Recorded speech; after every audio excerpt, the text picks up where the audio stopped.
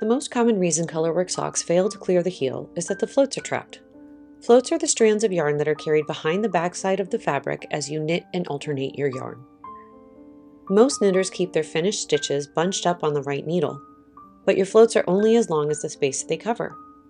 If your stitches are squished together when you carry the yarn across the back, the float will never be long enough to stretch over your foot.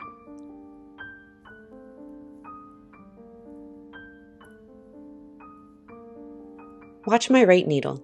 Every time I switch colors, even for a single stitch, I'm manually sliding the worked stitches down the needle and giving them a wide stretch. By spreading them out before catching the next color, you're mechanically setting the length of the float.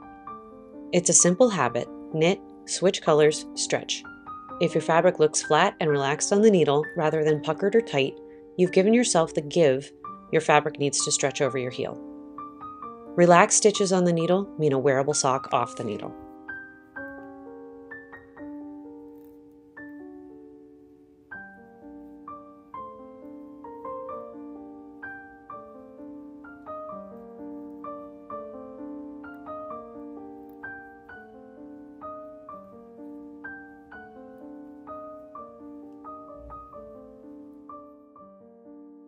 Next is a technique that sounds technical, but is actually just simple geometry: knitting inside out. Start by pushing your sock through the center of your needles so the wrong side, the side with floats, is facing out.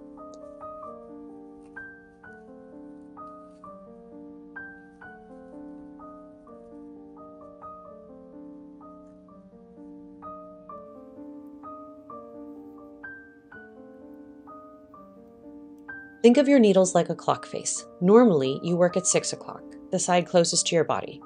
When you're inside out, you're working at 12 o'clock, the side furthest away from you. You're still knitting from right to left, and you're still looking at the clean side of the stitches as you work, so it doesn't feel too different.